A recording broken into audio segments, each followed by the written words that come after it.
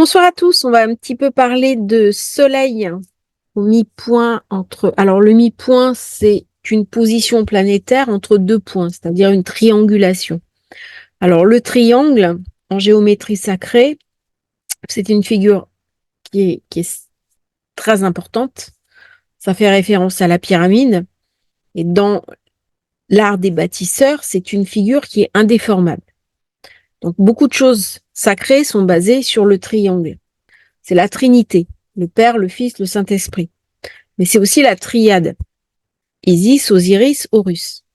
Et alors, quand j'ai le mi-point d'une planète, de deux planètes, donc j'ai deux planètes ensemble, et à l'intervalle, il y a un point fictif. Et si ce point fictif est occupé par une planète, eh bien, ça va mettre cette planète en valeur. Dans le cas présent, c'est le Soleil. Et le Soleil, il est au mi-point exact d'une Nord et de Chiron. Il fait le lien. Ça veut dire quoi? Ça veut dire qu'il vient éclairer. Alors en plus, le Soleil est exalté et nous allons entrer en période d'éclipse. Et l'éclipse va se faire alors même que le Soleil éclaire là où nous devons aller, ce que nous devons faire et la blessure que nous devons lâcher.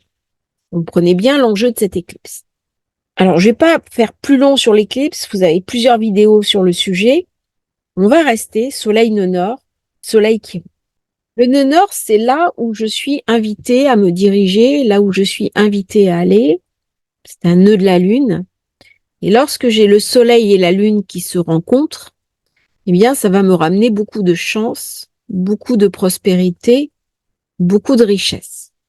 La Lune, le monde de la Lune, c'est le monde de la nuit, c'est un monde onirique, c'est un monde de réflexion, c'est un monde de créativité, c'est un monde d'imagination. C'est un monde qui peut faire peur aussi. Tout le monde de la nuit, les enfants ont peur de la nuit. Les anciens avaient peur de la nuit. Et beaucoup de légendes, d'ailleurs, se passent la nuit. Vous remarquerez que les gens qui vivent le jour ou ceux qui vivent la nuit ne sont pas les mêmes. Et lorsque j'ai la rencontre comme ça entre ce soleil et ce nœud de la Lune, donc le point où la Lune va croiser la trajectoire du soleil, trajectoire ascendante, eh bien, il y a quelque chose qui vient être éclairé sur le chemin vers lequel je dois me diriger. Alors, très souvent, nous choisissons une trajectoire qui correspond à un programme. Je vais choisir tel métier parce qu'il y a des débouchés. Je vais choisir telle activité parce que mes parents avaient envie que je fasse ça. Je vais choisir telle activité parce que j'ai échoué dans tel secteur, donc j'ai pris ça. Et en fait, on s'aperçoit, si nous sommes totalement honnêtes avec nous-mêmes, que certains de nos choix ne sont pas déterminés par nous-mêmes, mais soit par le contexte, soit par les autres, soit par notre éducation, soit par une projection. Une femme, par exemple, ou un homme qui a suivi son épouse ou son compagnon, qui vit à l'étranger, va dire, moi, j'ai pris ce métier parce que, ou cette activité, parce que, voilà, la vie a fait que. Et là, le soleil, sur le nœud nord, il vient me parler de destin, de destinée. Mais il vient me parler aussi de ma capacité à reprendre en main mon destin. Il vient me parler quelque part de ce que les anciens appelaient la bonne fortune. La bonne fortune qui est associée à Jupiter. C'est-à-dire les choses qui se développent, qui grandissent, qui croissent, qui vont monter vers le haut, qui vont me parler de réussite. Alors, le soleil au nœud nord, il amène beaucoup de chance. Quand vous avez un thème natal avec un soleil nœud nord, c'est comme si la personne savait dès le départ où est-ce qu'elle doit aller. Comme si elle allait rencontrer des personnes qui l'amènent vers le sens de sa destinée. C'est-à-dire très jeune, très tôt, elle va avoir des indications. Elle ne va pas avoir beaucoup de soucis pour passer d'un état du passé à là où elle doit aller. On va considérer que ça va ramener de la fortune, ça va ramener du bénéfice, ça va ramener de la renommée, de la force, de la notoriété, de la puissance, une capacité à la maîtrise, de l'amour. C'est un peu à ça qu'on pense quand on va parler de bonne fortune. Le nœud nord, il est plutôt positif. D'après certains astrologues, le nœud sud serait beaucoup plus karmique, beaucoup plus difficile, beaucoup plus douloureux. Le nœud nord, au contraire, c'est plutôt une zone enviable. Là où j'ai le nœud nord, ça va me demander un effort pour y aller, mais une fois que je serai dans cette zone-là, je vais récupérer un bénéfice. Alors, le soleil, c'est le principe de vie. C'est aussi le principe du désir. C'est-à-dire, c'est là où je vais aller pour concrétiser des choses dont j'ai envie. C'est là où je pense que je vais trouver mon bonheur. C'est là où je vais pouvoir me manifester. C'est là où je vais vivre des expériences qui, je l'espère, seront positives. Donc, j'ai au nœud sud un réservoir d'énergie qui va se mettre à la disposition du nœud nord. Et là, je vais pouvoir être éclairée sur mon cheminement, sur les objectifs que je dois atteindre. En astrologie védique, astrologie indienne, le nœud nord, c'est Rahu. Niveau astronomique, les nœuds lunaires, c'est des points de l'orbite de la Lune, là où elle croise la trajectoire du Soleil sur le plan de l'écliptique. Donc, lorsque ces points se trouvent alignés avec le Soleil et la Terre, on a une éclipse. Et l'ombre va être projetée. Et on a l'impression qu'elle va dévorer l'un des deux astres. Alors, dans les périodes d'éclipse, les nœuds deviennent visibles, près de 2 à 3 fois par an, sinon leur projeté opère dans l'ombre. Dans la période de l'éclipse, je peux voir quelque chose. Je peux voir parce que ça m'est montré. Rahu, le nœud nord, c'est une planète ombreuse. Elle représente une forme de démon qui est insatiable. C'est une énergie psychique qui est envoûtante, qui est matérialiste. C'est une espèce d'après les hindous, d'attraction irrésistible dans notre destinée. C'est une forme d'expansion. C'est là où je vais réussir, je vais pouvoir m'extérioriser, je vais pouvoir rencontrer le succès, notamment dans le monde matériel. Alors, on peut aller un petit peu au-delà. C'est là où je suis invitée à me diriger. C'est-à-dire, je peux y aller de manière plus ou moins consciente, de manière complexe. Le fonctionnement du nœud nord, il est un petit peu imprévisible, il est légèrement atypique. Il va me donner l'impression que pour réussir ma vie, je dois franchir certains obstacles et atteindre des objectifs qui me sont montrés au nœud nord. Et donc, il va créer une forme d'obsession. Alors, dans mon thème de naissance, je suis invitée à regarder. Parce que là, le soleil passe sur le nœud nord d'une manière générale, mais par effet induit, ça vient me raconter aussi mon propre nœud nord. Donc, il va m'amener à une volonté de découvrir, de développer mes compétences. C'est-à-dire que je suis invitée à une forme de quête, à une forme de découverte de ma véritable nature qui est le moi, qui est le soi, au-delà de Maya, au-delà du voile de l'illusion. Ça, c'est dans les cas les plus absolus. Parce que Rahu, il est connecté à l'universalité, aux tendances collectives. Il va jouer un rôle clé dans les idées, dans l'innovation. Il est lié au courant des modes, des idées sociétales, des médias, de la politique. Il est très impliqué dans les révolutions idéologiques, technologiques, de la santé. Et la particularité de Rahu, c'est d'être connecté à Saturne. Et donc, il va ouvrir la porte des transsaturnaires. Il opère un petit peu comme un mélange entre Uranus et Neptune. En astrologie védique, Rahu est plutôt négatif. C'est le côté explosif d'Uranus, mélangé à des aspects peut-être que nous n'avons pas encore découverts de Neptune. Par contre, il va me donner du succès matériel, il va me donner des expériences psychiques, il peut m'amener de l'illusion, mais il peut m'amener aussi une sorte de direction. Alors certains parlent d'un fantôme affamé, qui n'est jamais heureux, qui n'est jamais comblé. On a tous cette image de personnes qui ont déjà beaucoup de matérialité et qui n'en ont jamais assez. des personnes qui sont assoiffées de pouvoir, des personnes qui sont assoiffées de réussite. Quelque part, leur vie n'est comblée que s'ils sont dans le toujours plus. Et ça, c'est un des risques avec le soleil sur le nœud nord, sur Raoult. La lune, au contraire, on est dans l'idée, dans l'archétype, on est dans le reflet. Et là, c'est aussi une histoire de reflet. Parce que lorsqu'il y a une éclipse, on vient me montrer quelque chose qui normalement n'est pas visible. Là, je suis invitée à regarder cet invisible parce qu'il y a une douleur à déposer. J'ai Chiron qui est juste après. C'est-à-dire, il y a une impulsion, il y a un désir, il y a une soif, la soif de quelque chose, il y a une direction. Alors, comment je sais la direction qui m'est montrée? Ah, vous avez le thème de cette période, mais regardez dans votre thème de naissance, dans quelle maison se situe cet amant. Vous aurez la réponse.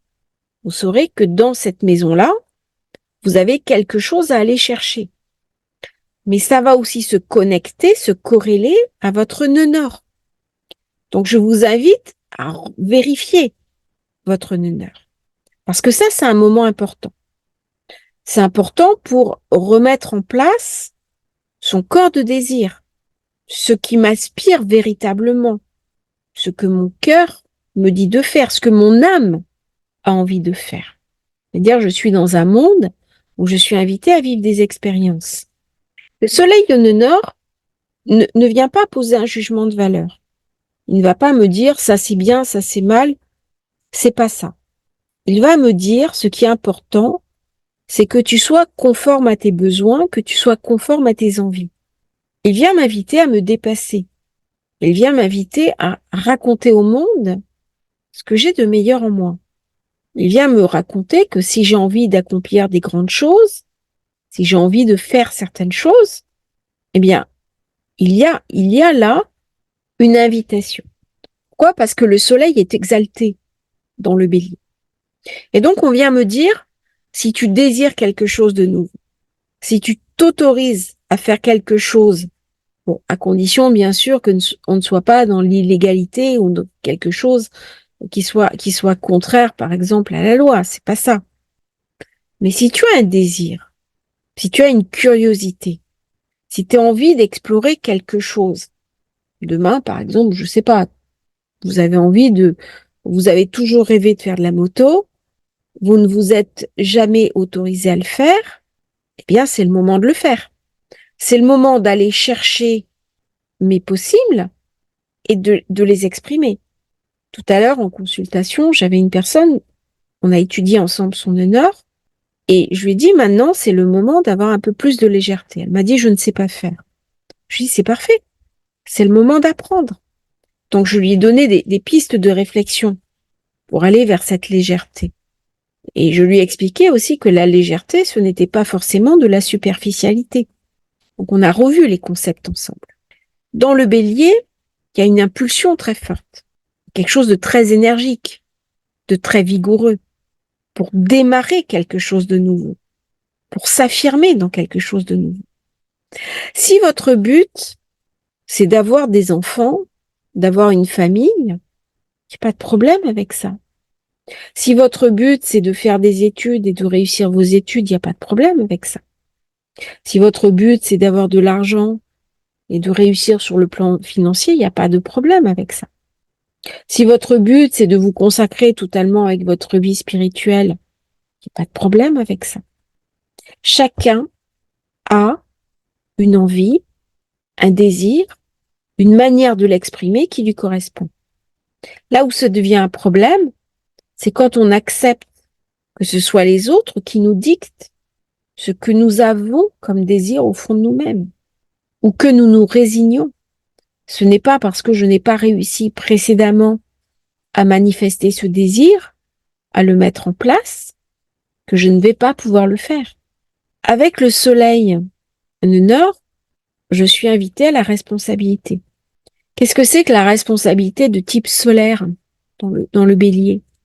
C'est de l'enthousiasme, c'est un sentiment de puissance, de force, d'énergie. On est dans le signe de Mars. Mars est exalté dans le Capricorne. Capricorne, c'est la responsabilité. C'est-à-dire que le soleil, entre Chiron et le nœud nord, vient me faire poser un choix entre mon ombre et ma lumière. Ça, c'est OK. Un ombre qui vient me raconter aussi comment je vais me définir dans le monde. Est-ce que je vais me définir comme quelqu'un qui avance, qui prend mes responsabilités, qui quelque part devient un héros de sa propre histoire? C'est-à-dire, il y a une impulsion héroïque. Il y a de la renommée, il y a de la gloire, il y a une volonté qui me pousse en avant. Une volonté qui me pousse à devenir le héros de ma propre histoire, qui est ma vie. Je parle pas d'un héros mythique. Je parle d'être le héros de ma propre existence. Ou alors, il y a l'autre possibilité, et Chiron, que je ne vais pas arriver à dépasser, et me situer en tant que victime. C'est un petit peu ça, le choix que j'ai à faire. Comment je vais me définir? Comme un être libre qui est responsable, qui a vécu des épreuves? Ok. Mais si je me définis en héros de mon histoire, bien, la vie va m'amener des opportunités. Si je me définis en tant que victime de mon histoire, la vie va me proposer d'autres expériences. Et le choix entre les deux, c'est le soleil.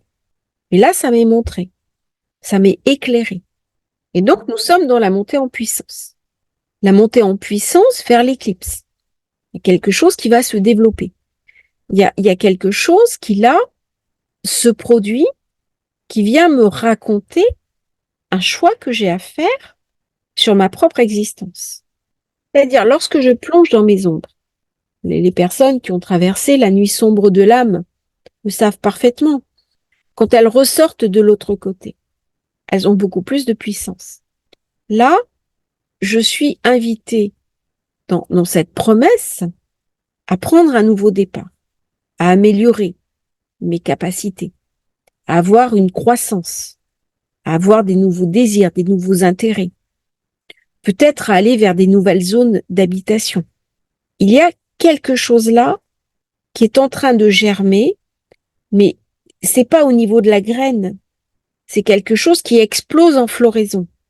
C'est-à-dire que j'ai un réservoir d'énergie à ma disposition que je peux directement utiliser.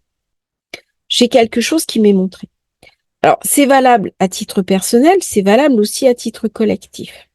On voit bien comment certaines situations sont plus viables. Il va falloir une prise de conscience, aussi bien individuelle que collective.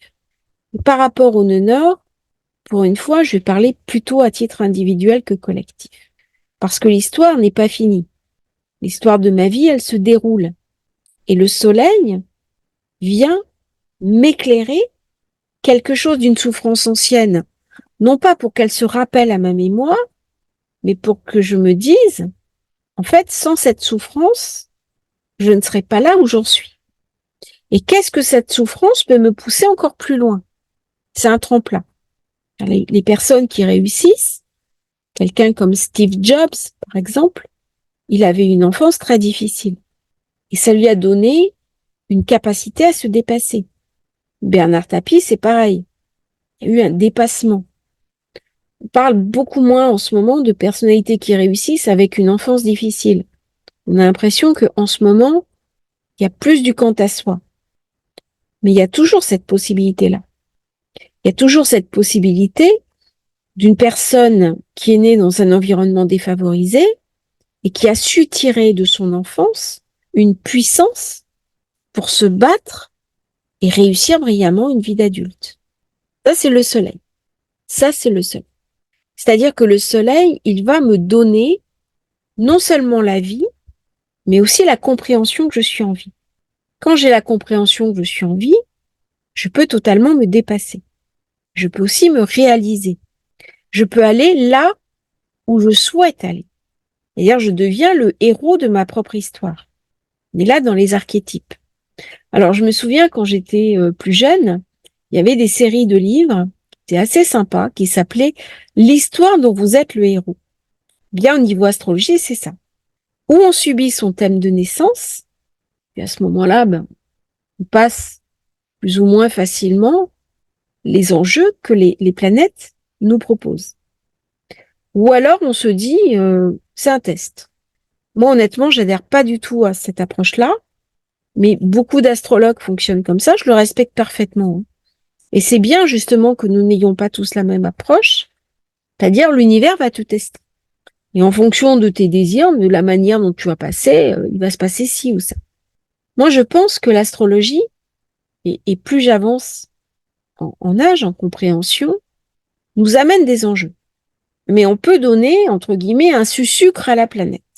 Alors, quand je dis un sucre, c'est-à-dire qu'on peut gérer l'énergie de la planète, limiter la casse.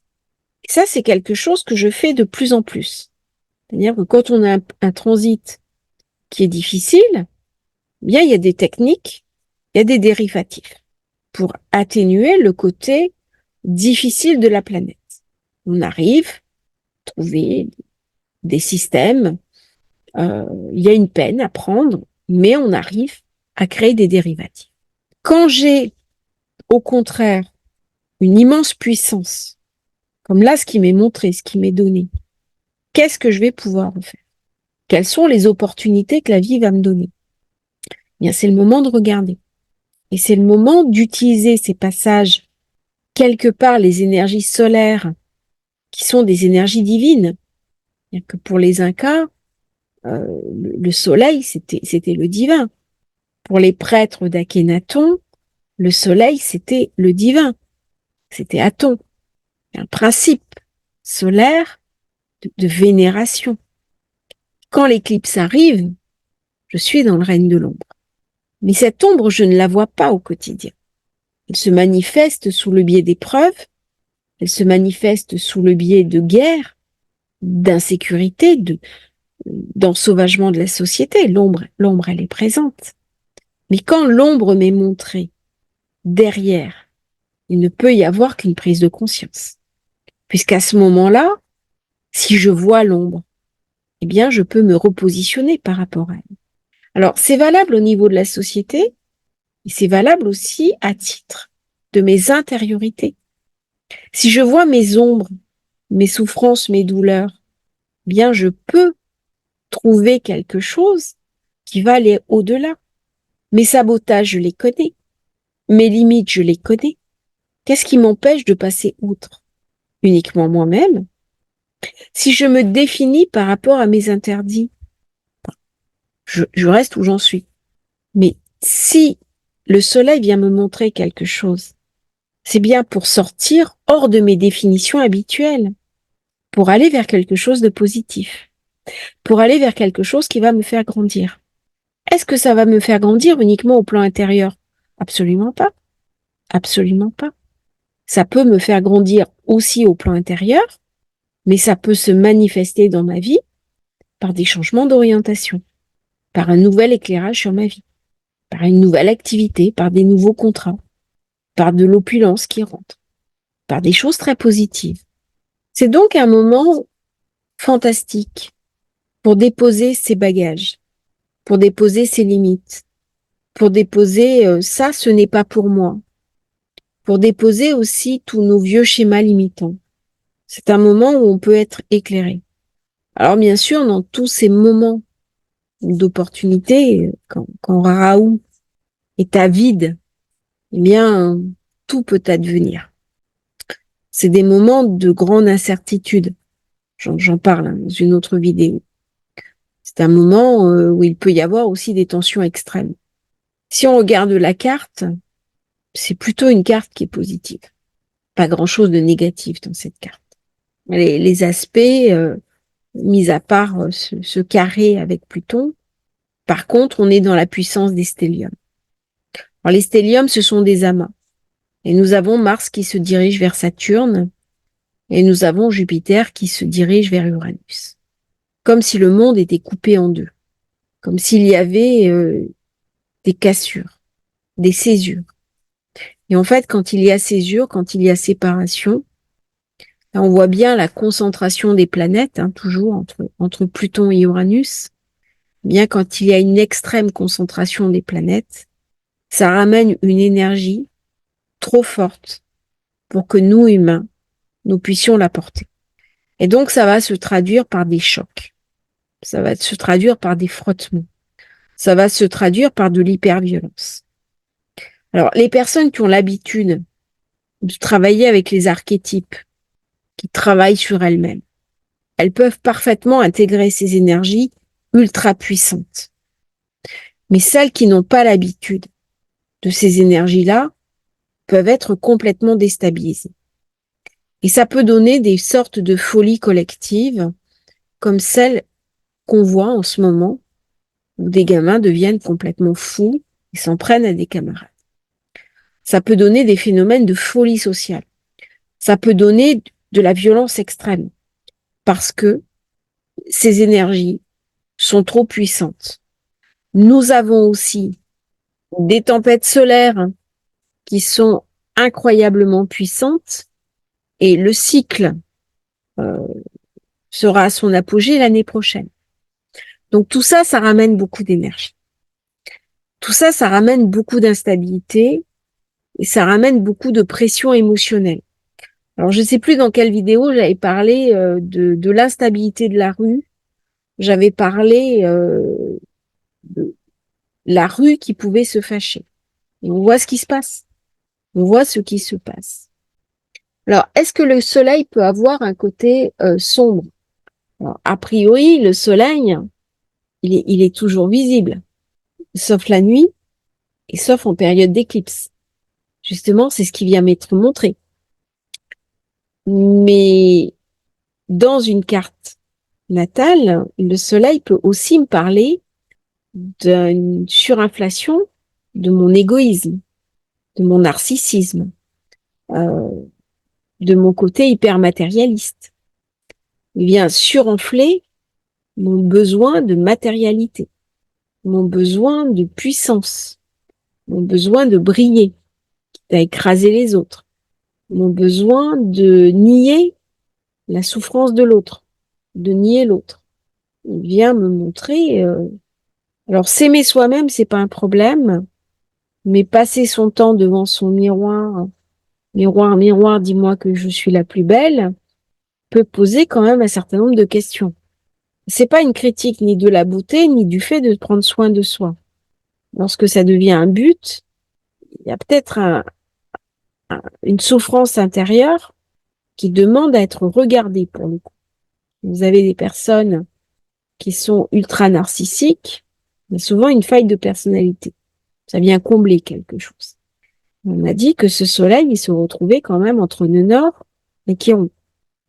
Et là, dans cette période, jusqu'à l'éclipse et après l'éclipse, les jours qui vont suivre, je vais être invitée à regarder l'univers de mes possibles. À quoi je vais consacrer du temps? Qu'est-ce qui est fondamental pour moi? Alors, ce fondamental pour moi, pour le coup, on est en dehors de la question du sens. Je raconte souvent cette histoire du sens. Le sens, c'est le poisson. Chiron en bélier vient me raconter une autre histoire. Le bélier, c'est la maison de l'identité. Est-ce que je souhaite être identique aux autres, c'est-à-dire être conforme, ou est-ce que je dois privilégier ma spécificité, c'est-à-dire travailler sur mon identité, et si elle n'est pas suffisamment construite, aller la chercher. Comment je vais pouvoir bâtir mon identité? C'est aussi une invitation à recommencer. Le bélier, c'est le signe du renouveau. Et donc, je suis invitée, par cet éclairage solaire, à me réinventer. Alors, me réinventer comment et pourquoi? Eh bien, pourquoi? Parce que c'est le sens même de la vie. C'est-à-dire que le jour où je ne me réinvente plus, je n'existe plus vraiment. C'est dans ma capacité à m'adapter aux événements et d'être dans une forme de marche en avant que va se nourrir la vie. C'est ça qui me fait être vivant. N'oublions pas que soleil, c'est le principe de vie. Et donc, je suis invitée à accueillir ma spécificité. Et ma spécificité, là, elle est décorrélée du sens de la vie. Elle est décorrélée de l'idée même de ce que je pense être juste. On est dans le monde du désir. C'est-à-dire que je peux avoir une aspiration d'âme. Je peux avoir un idéal, mais je peux avoir aussi un désir qui pour moi est fondamental et qui n'entre pas dans ce champ de réflexion.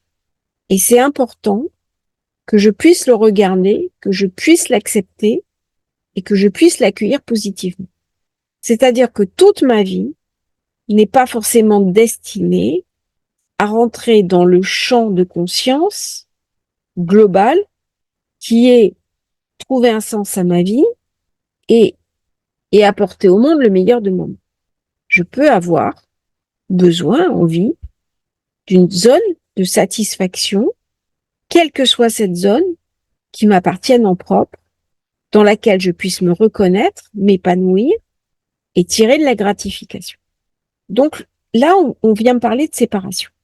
Parce que pour identifier ce chiron, soleil, nœud nord, on est dans une expérience individuelle. On ne peut pas être dans une expérience collective. Et c'est quand je saurai ce qui pour moi est vraiment important, lorsque je vais pouvoir me remettre au centre de l'histoire, parce que là on est invité à devenir le héros de sa propre histoire, que j'aurai véritablement saisi l'essence et la conscience de ce soleil entre Chiron et le nœud nord. Il fait le lien. Il fait le lien improbable entre ce que je suis invité à lâcher et ce que de toute façon je souhaite avoir coûte que coûte. Est-ce que l'avoir, c'est plus de notoriété, plus d'argent, plus de facilité de vie, plus de conscience, plus d'expérience spirituelle? C'est pas ça la question. On n'est pas en termes d'être. L'être, je suis du côté de Chiron. Le nœud nord, je suis en termes de l'avoir. Alors on va me dire, il faut peut-être un équilibre entre l'avoir et l'être. Bien, le soleil vient me demander à faire moi-même le choix. Il ne vient pas me l'imposer. C'est-à-dire, je peux choisir librement les deux, pondérer chacun ou n'en prendre qu'un seul. Mais à ce moment-là, ça doit être un choix personnel. En fonction de mon éthique, en fonction de mon histoire et en fonction de mes désirs. Alors, j'aurais pu dire en fonction de ce que je pense juste. On n'en est pas là. On est vraiment dans l'idée du désir. Le désir, c'est ce qui va animer la vie. S'il n'y a plus un désir, bien la vie cesse. D'ailleurs, pour ça que dans les maisons de retraite, les repas sont très importants. Il y a tout un rituel autour du repas. Parce que c'est le dernier désir qu'il reste. Et la vie se fait aussi comme ça. Nous sommes des êtres de nourriture, nous sommes aussi des êtres de désir. Alors, bien sûr, nous ne sommes pas que ça, nous sommes une conscience. Mais nous ne sommes pas que ça. Chiron vient me dire, je suis un être de conscience. D'accord, mais je ne suis pas que ça. Je suis aussi un être de vie. Un être qui a une pulsion de vie. Et donc une pulsion de désir. Alors, on peut parler de désir plus organique, hein, plus physique. Mais dans le bélier, bien sûr, ça marque. Ça marque dans le bélier. Et ça fait partie de ce désir que je suis invitée à accueillir. Je suis peut-être invitée à transformer pour le vivre. Là, on n'est pas dans la transcendance. On est vraiment dans une réalité à mettre en place. Ça va être une très belle conjonction. Je vous invite tous, d'ailleurs, j'avais dit dans une vidéo à avoir un petit carnet et à noter. J'ai commencé à le faire, c'est très très intéressant. J'ai vraiment eu des rencontres avec des personnes d'exception. Il y a vraiment quelque chose qui monte. Il y a vraiment une énergie, une puissance. J'avoue, je suis assez stupéfaite de manière immatérielle. Moi, je suis beaucoup chez moi en ce moment. Je sors assez peu, mais je ressens cette puissance à l'intérieur de moi. C'est juste incroyable. Et je vous souhaite à tous, c'est bien de prendre une feuille hein, et de noter pendant cette période l'appel même de votre désir, l'appel même de vos souhaits. Qu'est-ce qui vous fait frémir? De quoi avez-vous envie? Au-delà des autres, du monde, du contexte. Et après, une fois que vous aurez noté sans vous juger ce que vous voulez, eh bien, vous regardez, vous mettrez en place les moyens pour y arriver, sans vous juger. Chaque jour, le premier jour de ma vie. Quand je pense comme ça, je m'autorise l'avenir. Je m'autorise la réussite. Je m'autorise à être heureux ou heureuse dans ma vie. C'est ça que le soleil vient me raconter. Il vient pas me raconter un test ou une épreuve. Des épreuves, on en a tous. C'est inhérent à la vie. Déjà, on a un corps.